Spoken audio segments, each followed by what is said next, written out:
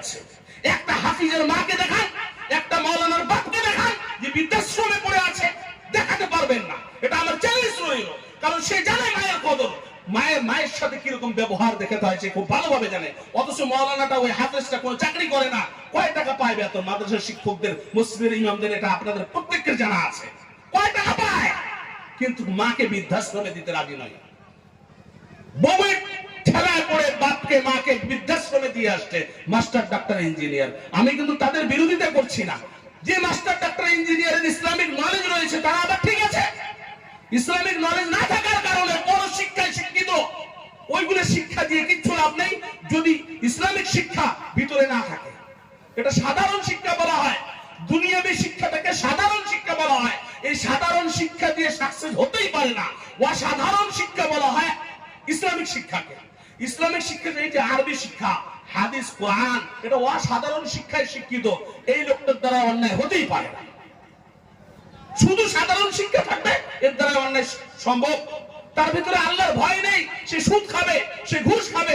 অথচ শিক্ষিত মানুষ পুলিশ হয়েছে, সুদ ঘুষ ছাড়া তার দিন কাটছে না। রাস্তায় ঘাটে গাড়ি আটকাচ্ছে, পুরা মারছে। ভাই দেখা যায় কি যায় না ভাই?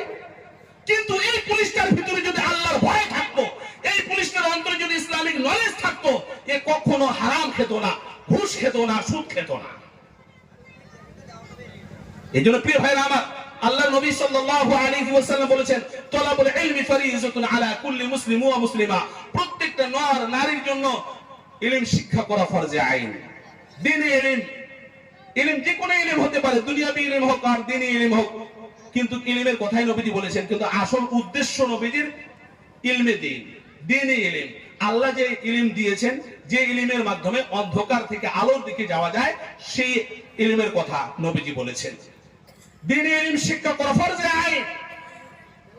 আপনার বাচ্চাকে দ্বীনি ইলম শিক্ষা তো দেবেন, তার সাথে যেহেতু দুনিয়াতে থাকতে হবে তাই দুনিয়াবী শিক্ষা দেব। কিন্তু আমরা কি করছি? দ্বীনি ইলমকে বাদ দিয়েছি, দুনিয়ার ইলম নিয়ে চিন্তা ফিকির করছি। ছেলেকে উচ্চ মাধ্যমিক বিএ পাস, এমএ পাস করাচ্ছি, লাস্টে বাপ বেটায় দুইজনে আঙ্গুল চষে।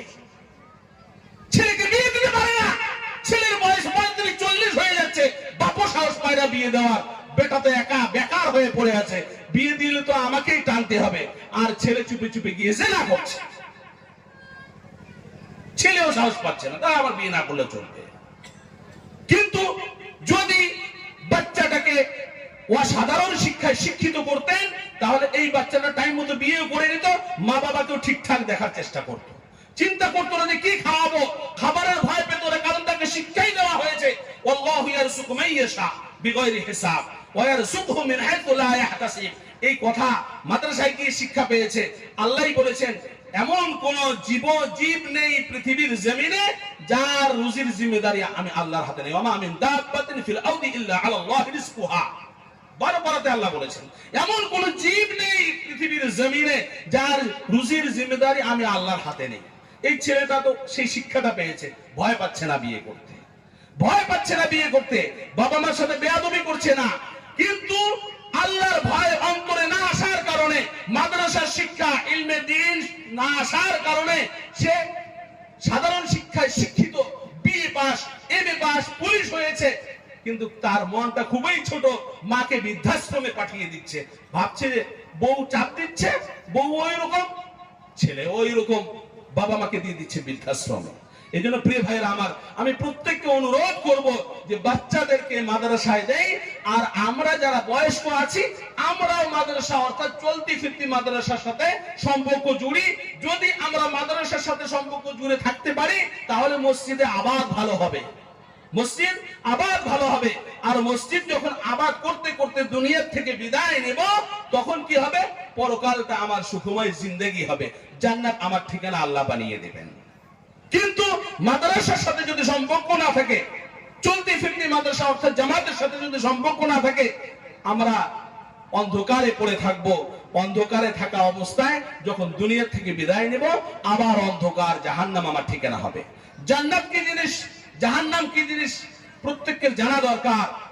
দুনিয়া এবং পরকালের পার্থক্য হচ্ছে, দুনিয়াতে শান্তিও রয়েছে, অশান্তি রয়েছে প্রত্যেকটা লোকের ভিতরে। হয় কি হয় না? কেউ কি বলতে পারবো আমার কোনো অশান্তি নেই, আমি চতুর্দিক থেকে শান্তিতে আছি? এরকম কোন লোক আছে ভাই? কেউই নাই। একদিকে শান্তিতে আছি তো অন্যদিকে অশান্তিতে আছি। এই দুনিয়াতে শান্তিও রয়েছে, অশান্তিও রয়েছে।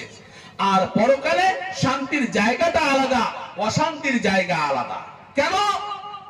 যে শান্তির জায়গা পাবে সে অশান্তি কি জিনিস অনুভবও করতে পারবে না, আর যে জাহান্নামে যাবে সে শান্তি কি জিনিস অনুভব করতে পারবে না। শান্তি জিনিসটা আবার কি বুঝবেই না, বুঝাইলেও বুঝবে না।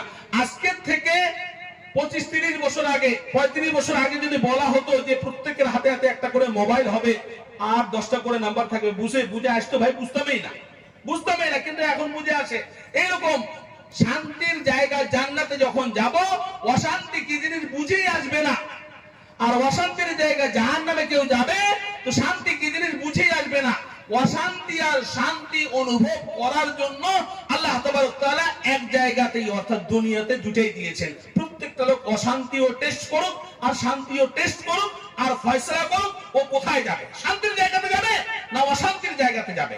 দুটো রাস্তাই দেখিয়ে দিয়েছেন। ওয়া হাদাইনাহুন নাজদাইন বলা হয়েছে, দুটো রাস্তা দেখিয়ে দিয়েছেন।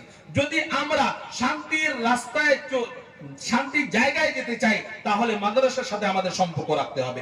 মাদ্রাসার প্রয়োজনীয় জিনিসগুলো, প্রয়োজনীয় কি কি দরকার সেই দিকটা লক্ষ্য করতে হবে।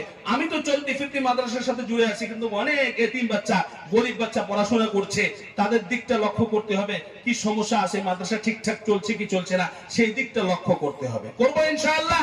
প্রিয় ভাইরা আমার, পরকালের জন্য আমরা পাঠিয়ে দিব। কোথায় পাঠাবো?